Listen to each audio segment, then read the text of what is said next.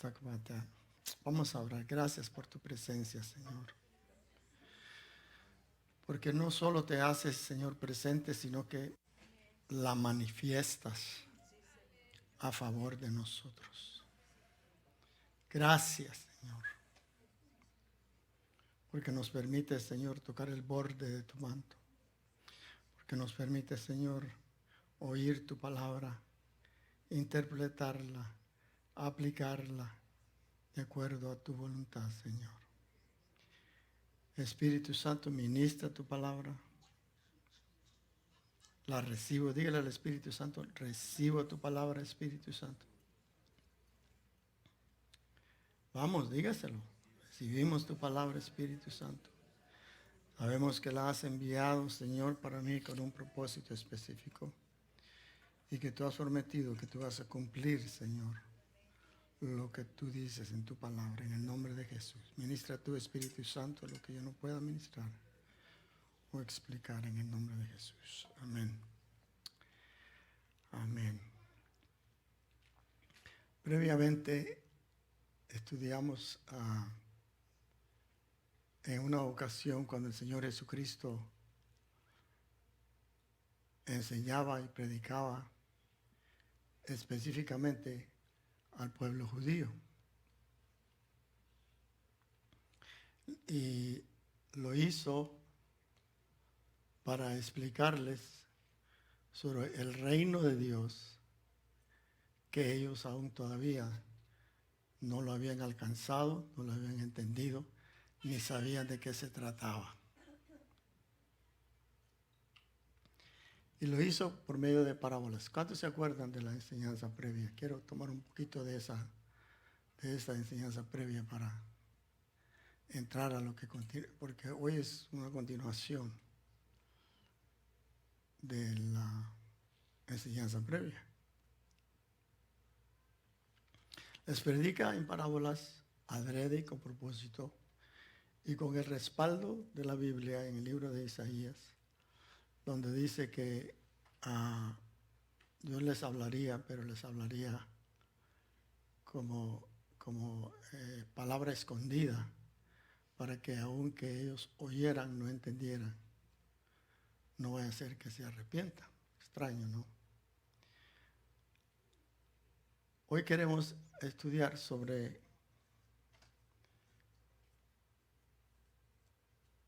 en otra ocasión que Jesús está enseñando, lo encontramos no enseñando, sino que denunciando a los fariseos y a los escribas.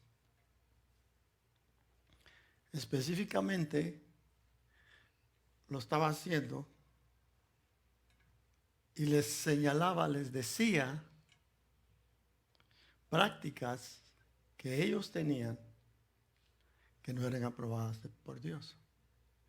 Y se las señala. Esto no es lo que le estoy mencionando ahorita, no era enseñanza, era una denuncia. He was denouncing them.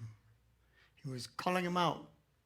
Los estaba llamando, los estaba exhortando, corrigiendo y señalándole delante de otros que estaban en ese lugar.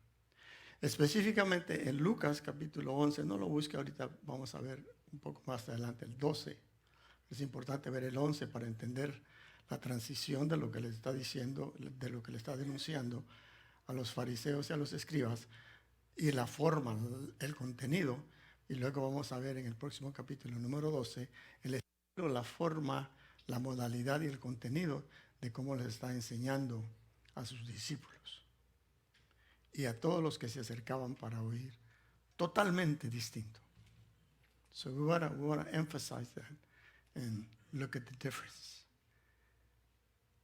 Y luego para ver también el contenido es lo que más nos interesa. Pero primero denuncia a los fariseos y a los escribas por sus prácticas. Les llama egoístas, les dice: ustedes son unos hipócritas. Y ustedes son los que han quitado, oiga esto, del pueblo la llave del conocimiento de la justicia y el amor. Ustedes lo han hecho. El pueblo no conoce sobre la justicia y el amor de Dios porque ustedes mismos no lo entienden y por consiguiente se lo han negado, se lo han prohibido a mi pueblo y por eso mi pueblo está en la condición que está. Los fariseos y los escribas molestos por lo que estaban oyendo, a mí, he called them out. Yo creo que podemos decir, le estaba sacando los trapos al sol. Tal vez me va a entender más si le digo eso. He was calling him out, he was pointing him out. Y me dio risa cuando leía parte del capítulo 11, después de que el Señor los denuncia. ¿Está bien con ustedes si platicamos? Amén. Déjame empezar despacio, ahorita le ponemos segunda. Y luego a ver cómo nos bajamos del avión después. Con tal que no se estrelle, right? Los denuncia y de repente, en medio de todo esto, porque estaba siendo oído, this was heated, esto estaba caliente. Y los escribas le dicen al Señor, Señor, ¿no te das cuenta que también a nosotros nos ofendes? Y le dijo, de paso se ha dicho, ustedes escribas también, y también les dio por su lado. Estaban molestos con él por lo que les dijo, porque le estaba hablando la verdad. ¿Verdad que la verdad duele? Pero cuando nos dice la verdad con amor, con gracia, la aceptamos, la tomamos y buscamos la ayuda del Espíritu Santo para poder hacer los cambios necesarios. Amén. Son los fariseos y escribas molestos con el Señor, sintiéndose denunciados. Dice el capítulo 11 que comenzaron a acosarle y a interrogarle minuciosamente para atraparle en algo que él dijera. O sea, algo que estaba fuera de las Escrituras para tirárselo a él, o agarrarlo, o agitar al pueblo para que viera, miren, es el que nos insulta a nosotros, a ustedes también nos está insultando. Por decir, aunque no era insulto, los escribas fueron los que se sintieron insultados. No era que Dios no trata a nadie con insultos. ¿Ya fijaron eso, hermano? Así sea el peor pecador, así sea el peor homicida, Él no le habla de esa manera. He speaks with love. Por eso los más peores pecadores, por decir así, como que si hubieran peores, si hubieran mejores, ¿verdad? Pero les habla con amor y por eso respondemos a lo que Él nos dice. Amén. Entramos entonces en ese ambiente, por decirlo así. Termina Jesucristo de denunciar a ellos y luego dice que se fue alrededor de otra área. Y es donde encontramos en el capítulo 12, versículo 1. If you can put that up, please. En el capítulo 12 de Lucas, versículo 1. Interesante porque dice circunstancias. ¿Lo ve ahí? ¿Lo ve en su Biblia, su teléfono o algo? En estas, under these circumstances. En medio de estas circunstancias, en medio de que acaba ¿cómo le dije? De denunciar, de estar fuerte, serio, bien parado, y señalando y mencionándole a los fariseos y a los escribas todo aquello. En esas circunstancias, dice, así dice el verso, ¿no? Una multitud de miles se había reunido. Unas versiones dicen que eran miles y miles. Jesús inicia a decir primeramente a sus discípulos. A este entonces entendemos que tenía 12 discípulos. Tenía muchos que le seguían, le oían, que eventualmente llegaron a ser sus discípulos también, pero principalmente a los 12. Y lo primero que les dice es, guardaos de la levadura de los fariseos, que es hipocresía. Levante su vista. Jesucristo va a utilizar el confrontamiento, por decirlo así, de los fariseos y los escribas para enseñarle, no señalarles nada. Si a alguien le podía señalar Jesucristo, se me ocurre decir esto, ¿no? Creo que cabe. Se le ocurre, a mí se me ocurre, o lo pienso, que si a alguno Jesucristo le tenía que hablar de la avaricia, de la codicia, del orgullo, eran todas las multitudes de los gentiles que estaban ahí y lo estaban oyendo. ¿Correcto? Pero es que ellos estaban en otra dimensión. Ellos no conocían al rey ni de su reino. Los judíos, los escribas y los fariseos ya conocían todo eso. Aún el Antiguo Testamento ya lo conocían. ¿Correcto? Pero no lo hace con ellos, sino que no les habla de esa manera. Y comienza y les va a enseñar a sus discípulos. Acuérdense que estudiamos que ya el reino se lo habían dado. Uno puede tener algo que Dios le da y no saber que lo tiene. O incluso saber lo que tiene, pero no saber cómo usarlo. Por consiguiente, no podemos recibir sus beneficios. We don't get the benefits of something that we do not know. That we don't understand. Maybe we know that we have it, but we don't understand it. No lo entendemos. Es como el Espíritu Santo. Y usted dice, y yo tengo al Espíritu Santo. Sí, mi hermano, lo tienes. Cuando Cristo aceptaste, Él vino y se metió ahí adentro. Ni permiso te pidió, ¿verdad? No, dice uno. Pero ahí está adentro. ¿Y quién es el Espíritu Santo? ¿Sí? You got him, but you don't know what you got.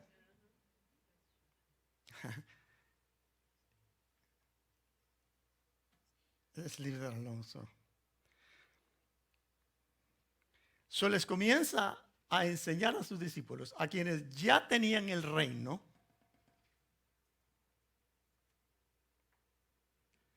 les enseña a guardarse de las prácticas fariseas.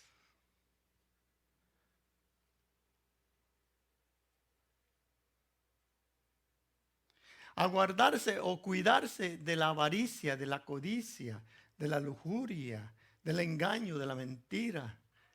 Yo le agrego a mi versión bíblica, Carlos Baide, de la religiosidad evangélica.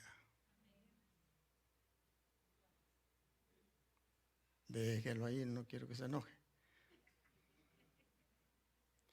Porque si él no les enseñaba a sus discípulos y a otros que llegaron a oírle, porque eran miles, los discípulos eran 12, pero dice que habían miles y miles de personas que se habían reunido después de esa circunstancia caliente con los conocedores de las escrituras, los que guardaban las escrituras y las interpretaban, esos eran los escribas. Cambia su tonalidad, cambia su mensaje para dirigirle a otro grupo de personas. Y les quiere enseñar cómo guardarse de todas las prácticas de los fariseos y de los escribas para que nada les interrumpa a ellos entrar en el reino.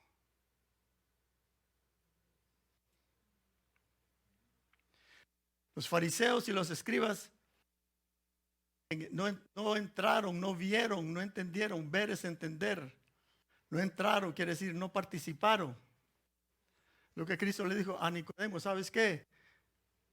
No puedes entrar al reino, no puedes ver el reino, quiere decir no lo vas a entender el reino y no vas a poder entrar en el reino. Esto es participar en el reino, o sea, saber lo que tienes y lo que es el reino, operar en él para recibir las bendiciones como hijos que somos del rey. Él no quería que sus discípulos les estorbara nada del fariseísmo, nada de las interpretaciones de los escribas, nada de las creencias de los saduceos, que unos sí creían en la resurrección, otros no creían en la resurrección. Él no quería que nada les estorbara a sus discípulos y a los oyentes el ver y entrar en el reino. Le voy a parafrasear el resto del capítulo 11 en relación a lo que el Señor les dice a los discípulos que se guarden. Guardaos de la avaricia, guardaos de los afanes, guardaos de la duda, guardaos de la ansiedad. Y por último les dice, guardaos de las preocupaciones de la vida, el comer y el vestir. Porque la vida es más que comer o que vestir.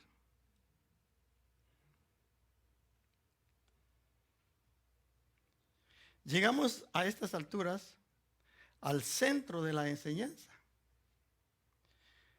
En el capítulo 12, versículo 30-31, que you put the next one up, please.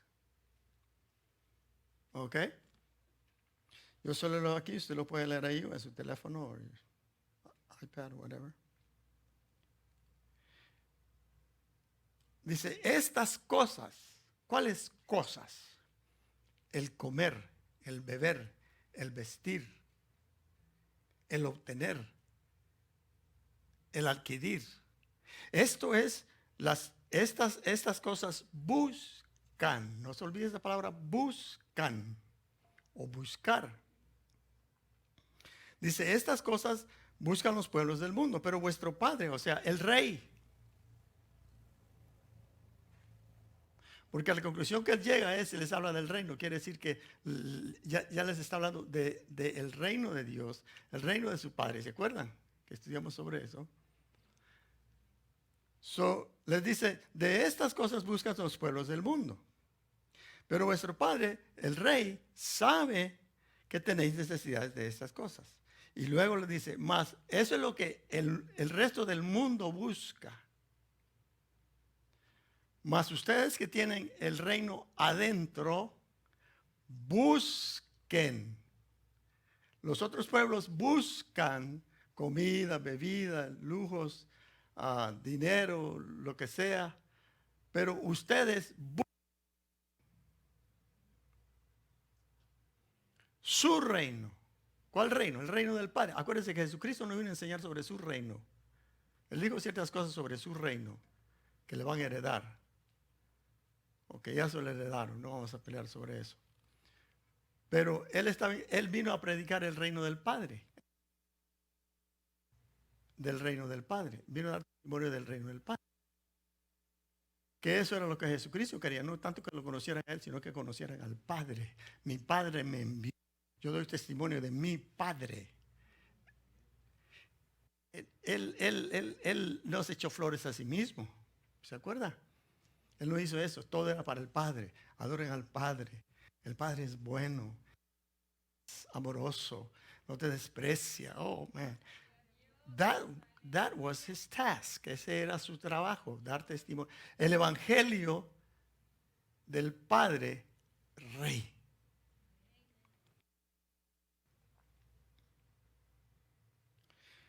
Básicamente les está diciendo, en vez de ustedes buscar lo que buscan los pueblos, busquen el reino.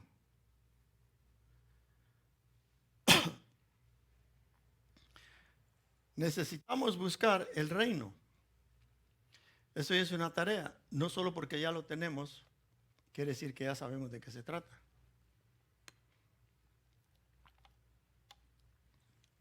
Es más, me vino este pensamiento mientras estudiaba sobre esto, algo bien interesante al examinar, como dijéramos, el comportamiento, la forma como funcionamos como miembros del cuerpo de Cristo, o sea, como iglesia. Y llegué a la conclusión ya de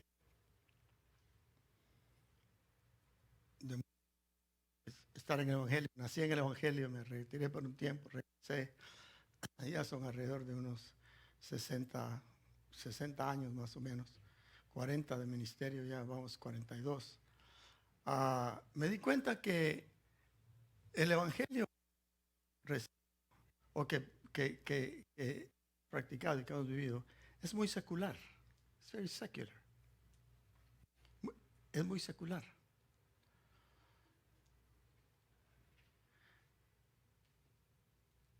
Y tenemos muy poco conocimiento, incluyo yo junto con usted, tal vez usted no sea tan ignorante como yo, sobre el reino de Dios.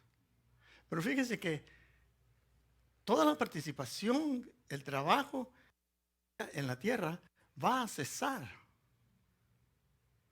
Porque vienen otras dimensiones, vienen otras esferas y otros planes que Dios tiene para nosotros. La iglesia eventualmente no va a existir en la tierra. Lo pongo de esta manera, vamos a existir en el cielo. Amén. El cuerpo se va a unir, vamos a casar con nuestro amado y todo lo demás. Pero el reino no se termina. You notice that?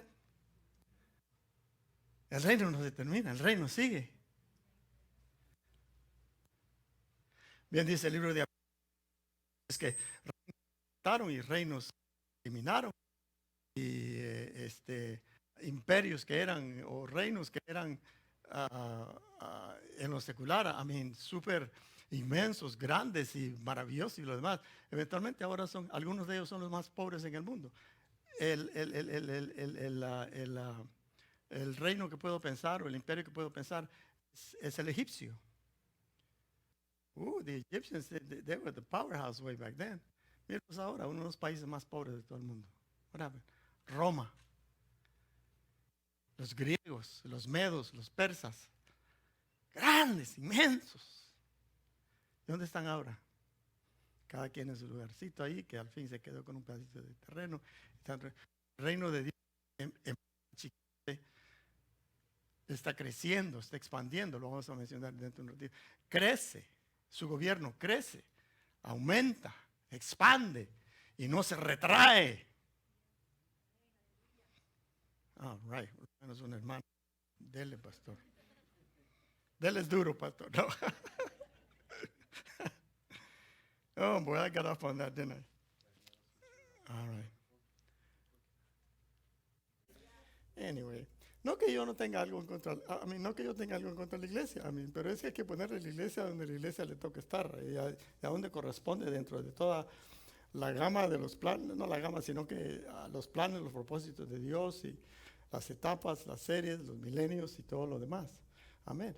Porque para algunos de ustedes quizás va a ser mala noticia o se va a entristecer, pero no se entristezca vuestro corazón, creer en Dios y Él. No sé qué más dice el verso, ¿verdad? Que el reino es más grande que la iglesia. Miren, la iglesia es importantísima, es necesaria, está porque está, por ella murió Jesucristo. Todo lo que hemos aprendido es correcto. Pero nos hemos preocupado más por conocer de la iglesia, funcionar en la iglesia, que conocer el reino, que es lo que permanece para siempre. La iglesia va a continuar porque nosotros somos la iglesia.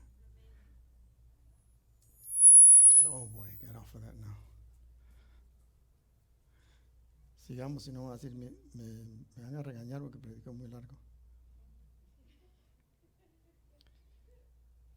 All right. So ya tenemos el reino porque tenemos al rey. Acuérdense, donde está el rey, ahí está su reino. O sea, reino es gobierno. ¿Ok? Sigamos rápidamente a ver si podemos. Now, voy a mencionar unas particularidades sobre el reino. El reino es espiritual. El reino no es carnal. Tenemos que entender, pero necesitamos entender cómo funciona para participar de él, como ya se lo mencioné, ¿no? Jesucristo le dice, buscad el reino. Buscar primeramente el reino. ¿Qué es buscar? Buscar es inquirir, averiguar. Y lo interesante de esta palabra buscar, tanto en la Biblia como también cuando lo buscamos en el diccionario, es una búsqueda continua. Y me acuerdo cuando tenía como 13 años después de que vine a este país, aunque no entendía nada de inglés, había un programa de niños que se llamaba Johnny Quest. No sé si alguno de ustedes lograron ver ese programa, Johnny Quest. No sé si lo tienen todavía. Era un niño que era muy aventurero, iba a todos lugares. And he was always in a quest. Siempre estaba buscando y descubría y lo demás. Fíjese que así es el reino de Dios.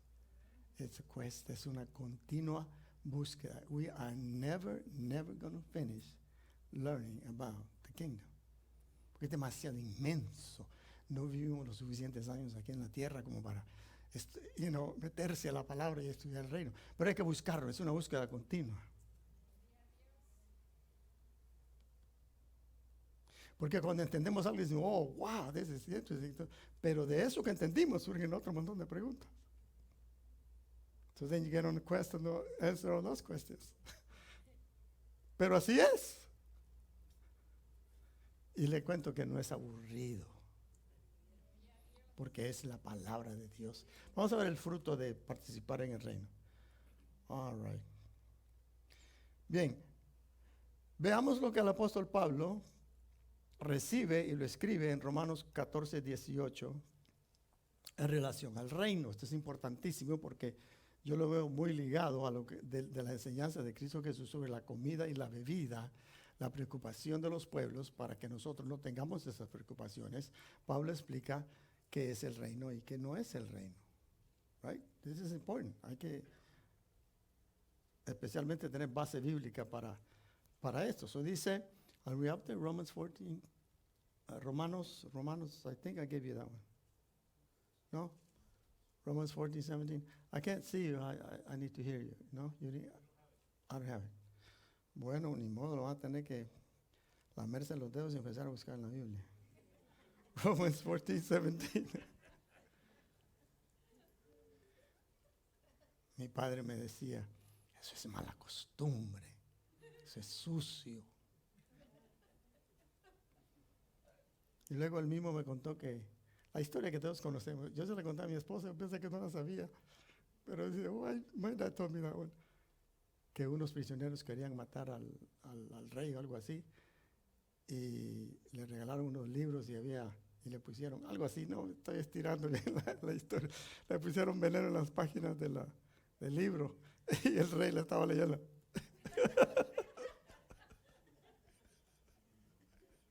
No sé qué tan verdadero. It makes sense. Hay una lección en eso. There's a lesson in that. El reino de Dios no consiste, no es. Así dice su Biblia.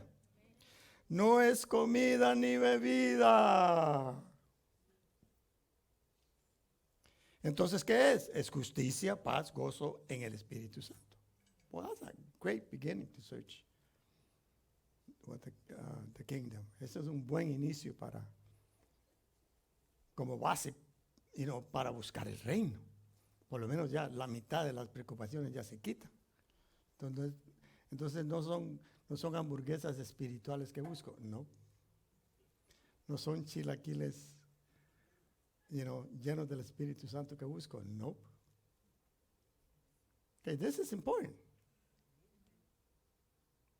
¿Se fija usted cómo la Biblia liga verdades con otros versos en otros libros y lo demás? Por eso tenemos que hacer vasta lectura y estudio de esto. All right. Entremos entonces a esto para continuar, porque no hay manera de terminar pronto. Todo reino tiene un sistema de gobierno. Okay, eso es innegable, eso es parte de la filosofía de cómo los hombres gobiernan sus territorios, sus países, lo que sea. ¿Cuánto más el reino de Dios? El reino de Dios tiene gobierno, eso es importante. It has a government. Alguien que lo gobierna, tiene leyes para que se gobierne, leyes para cuidarla. ¿Ok? Esto es lo que mantiene el reino en pie y lo expande, su gobierno. Se lo dejo ahí. También tiene un sistema judicial. It has a judicial system. The Kingdom of God has a judicial system. Ese sistema judicial es lo que le trae orden y unión. Súper importante para el gobierno. ¿Cuál es el problema? Digamos, el gobierno de, ay Dios mío, se me olvida este país, no sé si, ¿dónde es? No sé si es Uganda. Este país que era un solo país ahí en África, luego se dividió el norte, el sur, y ahora los del norte y el sur están cuarteando, cada quien quiere agarrar su pedacito. Es un pleito terrible. ¿Por qué? Porque no están unidos. Se está disipando, se está disipando, se está disipando. I totally forgot the name of that country. Pero tiene un sistema judicial. De acuerdo a la enseñanza de Jesucristo a sus discípulos y para con nosotros, como miembros del reino de Dios es que necesitamos nosotros indagar sobre la justicia del rey. Buscar, Mateo lo pone de esta manera, buscar primeramente el reino de los cielos. Buscar primeramente. Entonces hay que buscar la justicia. ¿Cuál justicia? La justicia del reino. Y bien interesante porque tenemos la idea, y es correcta también, porque la justicia tiene muchas fases, muchas dimensiones, muchas definiciones aplicables a cada círculo del por qué él se está buscando, qué quiere decir. Como justicia quiere decir rectitud, quiere decir honestidad, y ser justo en todos nuestros negocios, ser equitativos, no ser egoístas y todo lo demás, ¿de acuerdo? Pero fíjese que encontré algo bien interesante y el Espíritu me agregó esto, que al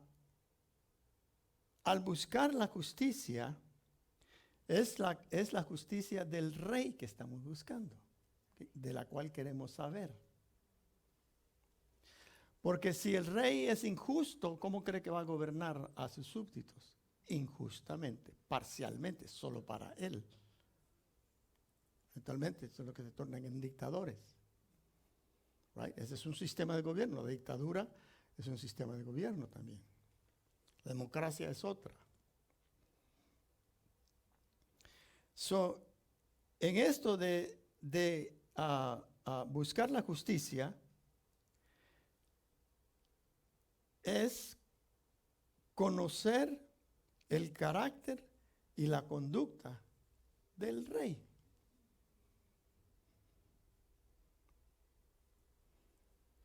Porque Dios tiene carácter, ¿de acuerdo? Nuestro Dios tiene carácter. Por eso es una persona, es una personalidad. No hecha de carne y huesos, pero tiene personalidad. Es una persona. He has a character. Él se comporta de la manera, no sé si eso se puede decir de él, pero lo voy a decir. No sé si él se comporta de manera, él se comporta de manera correcta porque esa es parte de su naturaleza. That's who he is.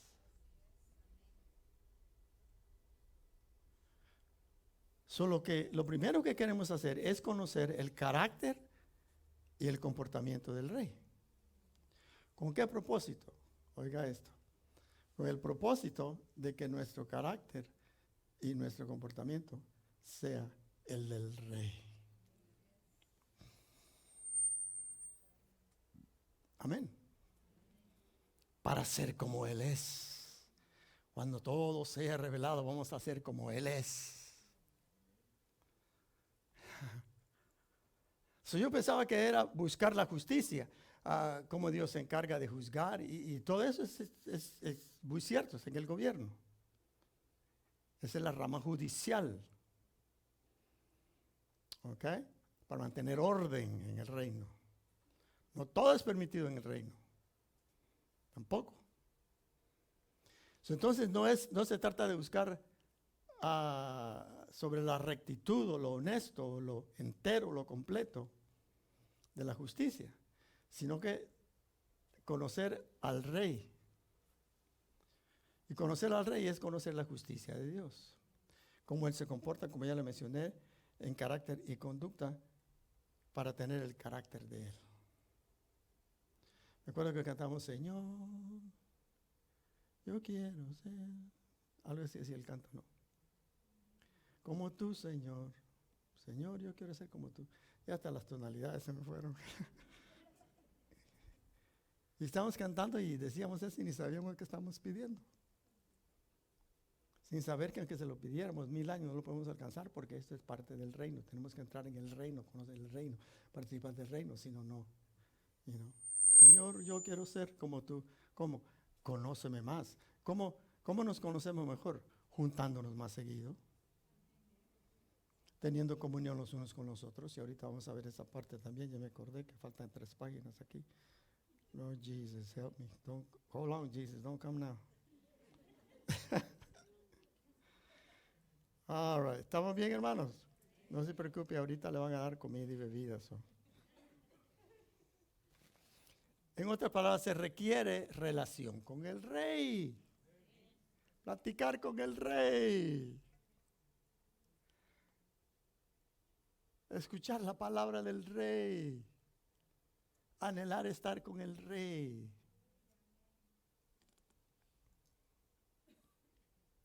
Y cuando hacemos eso, no solo vamos a descubrir el carácter y la conducta del rey, sino que también vamos a descubrir la importancia de la sumisión completa a la palabra del rey. Ese es uno de los aspectos de que yo pensaba sobre esto y digo, yo creo que muchos cristianos estamos en una rebelión secreta. We're in a secret rebellion against our king. Estamos en una rebelión secreta en contra del rey.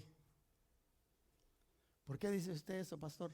Porque no hay un rendimiento entero y completo para el gobierno de nuestro rey. Y si eso no hay, no podemos obedecer su palabra. Que la palabra del rey es, la palabra del rey es ley. Se oye radical, no se cuestiona. Vaya usted a cuestionarle a algún rey que si usted es súbdito de algún reino natural, digamos, cuestione usted a la reina o al rey a los 2 días enterrado. You don't question the king. Esa es la rebeldía secreta que muchos de nosotros como cristianos tenemos en contra del Señor. We're in a secret rebellion and a private rebellion against the king. Pastor, ¿y cómo sabe usted? Porque no lo obedecemos a totalidad de su palabra. Le buscamos vuelta y como buenos hispanos, ¿se ha fijado que nosotros, we're good, man, for just, going around the word, going around the rules and the regulations y todo lo demás. Somos buenos para jugarle la vuelta al obedecer la ley, ¿sí o no? Y aún tentamos a veces la ley porque vamos en el carro y sabemos que la luz amarilla es put your brakes on y lo que hacemos es más le metemos gasolina al carro. Isn't that true? Yo lo hago todo el tiempo y mi esposa me dice, you ran a red light. No, it wasn't.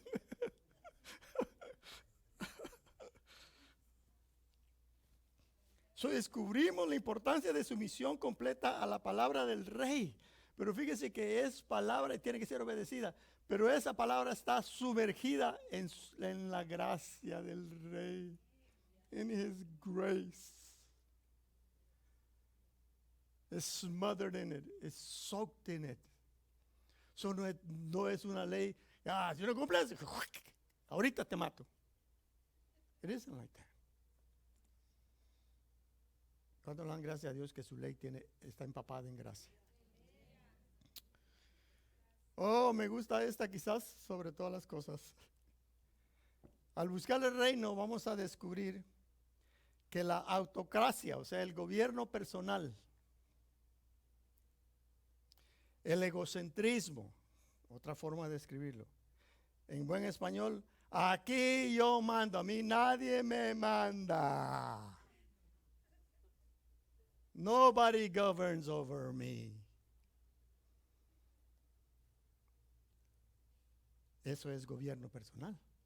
Y entonces como cristianos, ¿qué hacemos con el gobierno del rey? ¿Usted cree que vamos a participar de todos los beneficios, de todas las riquezas, de la gracia, del amor y todo lo que el reino de Dios tiene? Provisión, como vamos a ver dentro de un momento. Provisión, si estamos nosotros, hermano,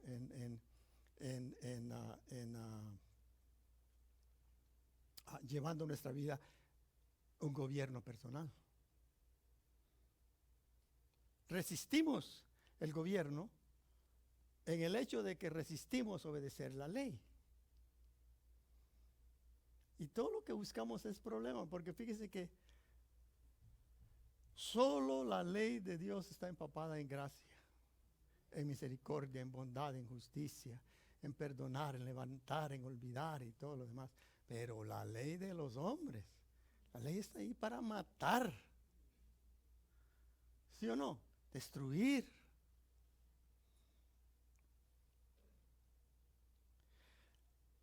Y vamos a entender cuando nos damos cuenta al buscar más del reino de Dios, conocerlo para entrar, participar, vivir, recibir sus beneficios, nos vamos a dar cuenta de que el yo tiene que morir. The self have to die. Si la semilla no cae a tierra y muere, no produce nada. Eso somos nosotros. Dependiendo cuántos años usted tenía de haber aceptado a Cristo Jesús como su Señor y su Salvador, la misericordia de Dios se mostró para con usted. ¿Cómo? Del 1 al... Lo vamos a ver bien fácil. Del 1 al 5, ¿qué número se pondrá usted en su, ¿cómo le dijera? En su comportamiento, en su vida como cristiano? No me diga. Le prometo no decir el mío. Muy seculares. Ese pastor cree que él me va a mandar a mí solo porque, o el apóstol. Pongámoslo más difícil, porque hay algunos que todavía siguen renegando que hay, que no hay, quién lo puso, quién lo quitó. Que el Señor me puso y yo con eso me basta. Estoy con el más grande, estoy con el rey.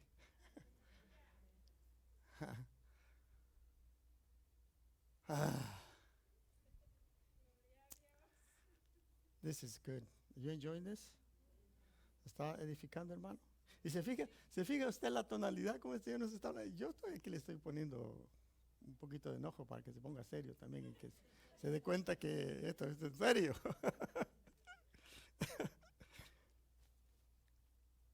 El yo tiene que morir.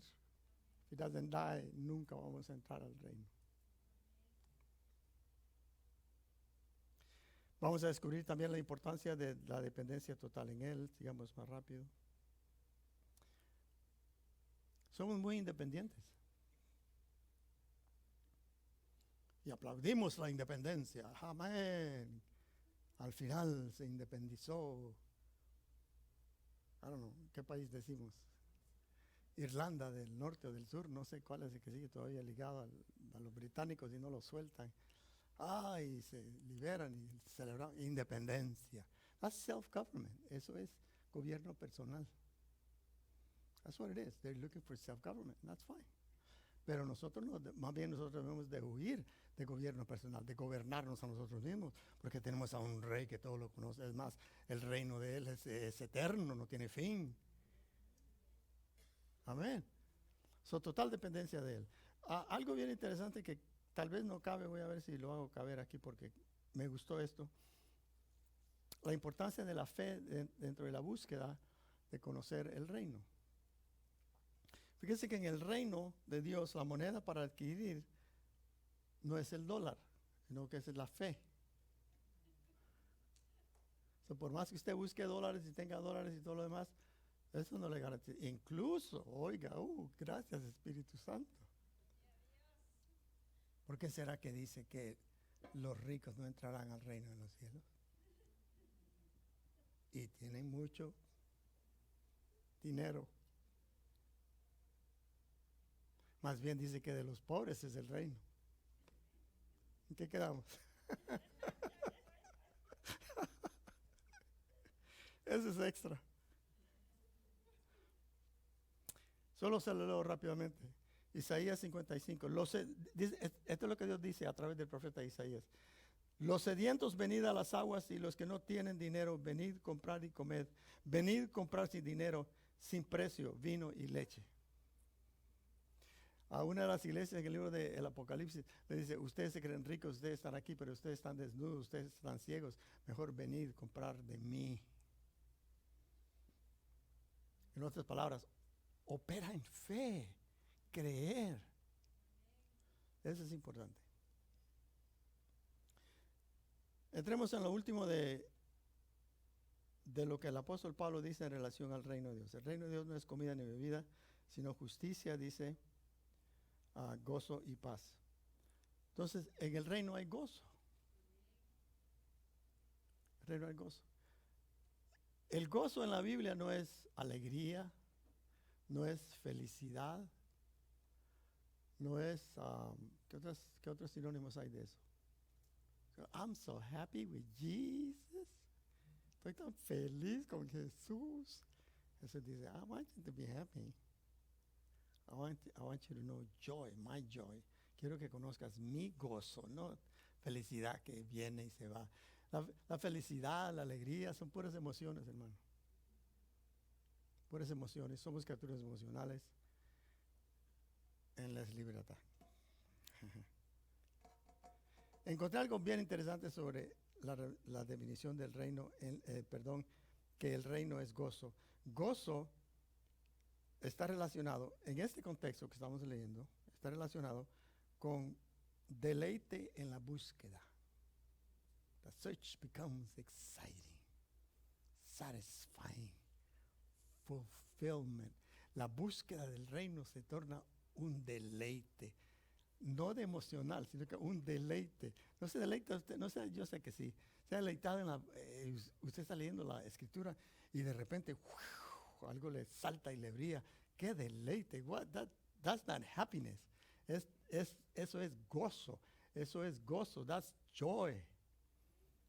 Que solo viene al estar en la búsqueda y encontrar algo. O escuchar un predicador que dice algo y se le hace rema a usted que algo que antes no ha escuchado, que no hemos entendido y lo recibimos. That's joy. Eso es deleite en la búsqueda. ¿Sabe lo que este gozo es también? Que está en el reino. Alivio en medio de la adversidad y de las pruebas. Relief. No quiere decir que la prueba se va a ir y todo. No. Pero va a haber alivio. Cuando uno está enfermo y le hacen un procedimiento a uno y uno se está recuperando, que fíjense que yo en mi situación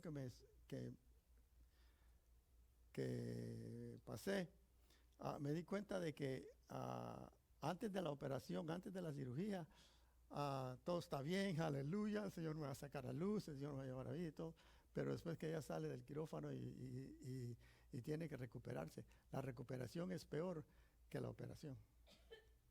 Se lo digo por experiencia. Pero cuando estamos en el reino, entendemos el reino, hay gozo porque sabemos que cada tribulación y cada prueba va a tener su recompensa de justicia para mí.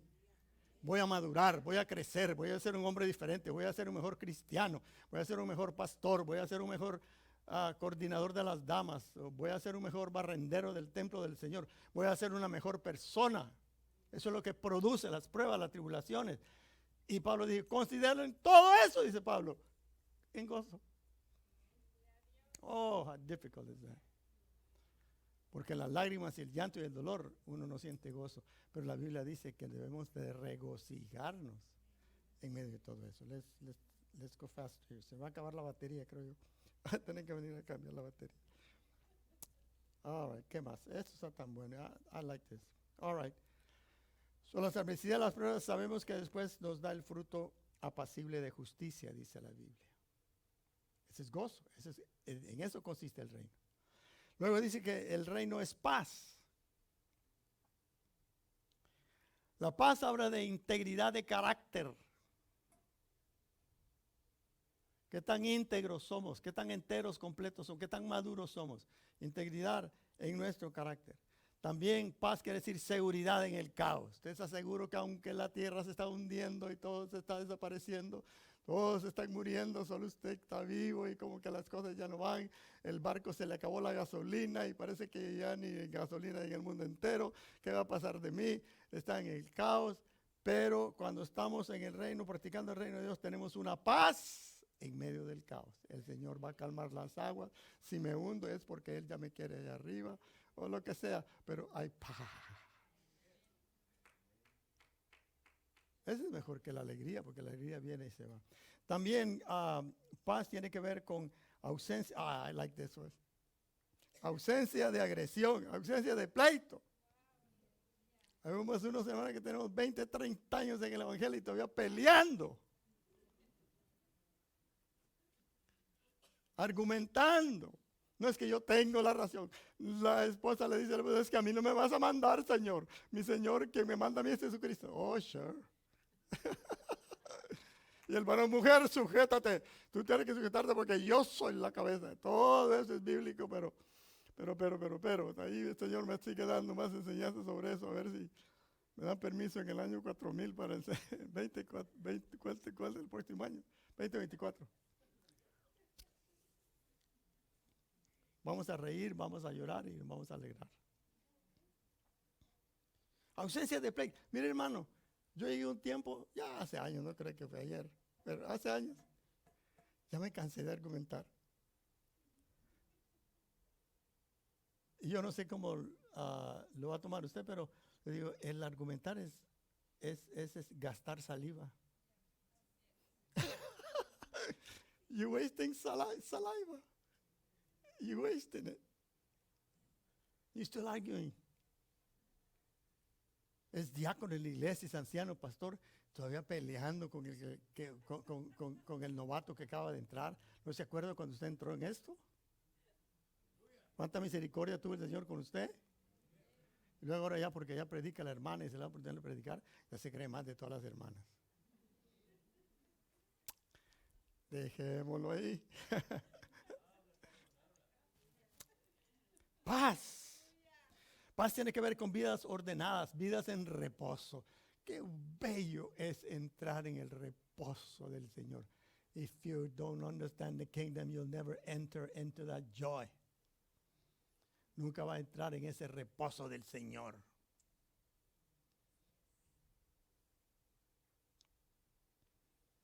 ¿Vendremos a ser pacificadores? ¿Vendremos a ser entre referís, entre nuestros dos hijos que se están peleando, siempre buscando la paz? En la iglesia, dos hermanitas como las que dos señoras con nombres raros que Pablo dice, díganle a esas viejas que dejen de pelear. No dice vieja, no sé cómo se llama. Estoy peleando, dice Pablo, dice que ya basta. Peleando. Ausencia de pleito. Yo con esa me conformo, que el gozo dice ausencia de pleitos. Oh, qué rico. Ay, que llego a la casa ahorita, me va a comenzar va a comenzar el pleito. Ausencia de pleito. ¿Se fijó usted que, bueno, let's leave that alone. All right, veremos a ser pacificadores. Tendremos relaciones armónicas. Va a ser como una sinfonía en armonía de sonidos y lo demás, nuestras relaciones con nuestro cónyuge, nuestros hijos, con los hermanos en la iglesia, con los vecinos. Vidas en armonía. También quiere decir que vendremos a ser, I like this one, vendremos a ser ministros de la reconciliación.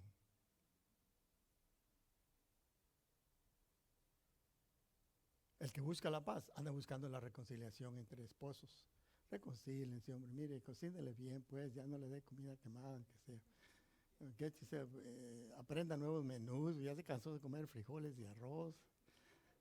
Prepárele algo usted también. Cómprele algo a su Señor. Siempre andamos buscando la paz. Porque uno la tiene, la quiere para otros también. A vivir en paz.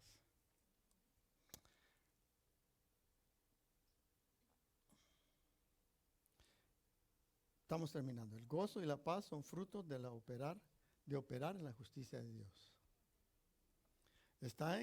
Los dos, gozo y paz, están en el listado de los frutos del Espíritu Santo. Pero entendí yo de que el gozo y la paz son frutos al operar en la justicia de Dios, en el carácter de Dios. Amén. Quiero leerle lo que el apóstol Mateo escribió en relación a lo que hemos leído en Lucas. Esta versión la encontré Mateo 6, 33, 34. Do we have that? Mateo, I don't think so, huh? Oye, ahí está. Can't read that well without my glasses so far away. Buscad, aquí está. El apóstol Pedro lo pone de esta manera. Buscad continuamente su reino y su justicia, y todas estas cosas serán añadidas.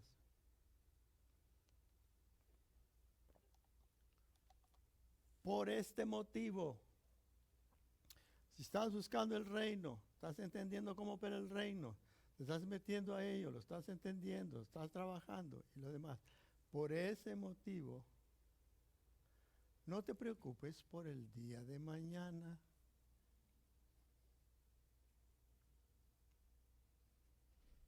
porque el día de mañana se cuidará de sí mismo. Bástale a cada día sus propios problemas.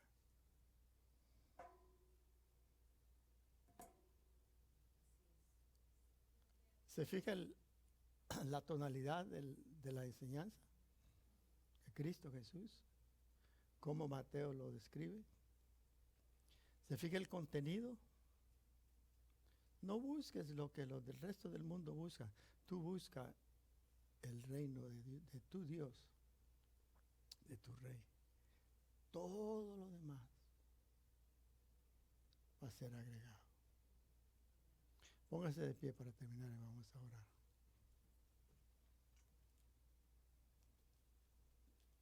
Gracias por ver nuestro canal. Esperamos que el contenido le haya bendecido.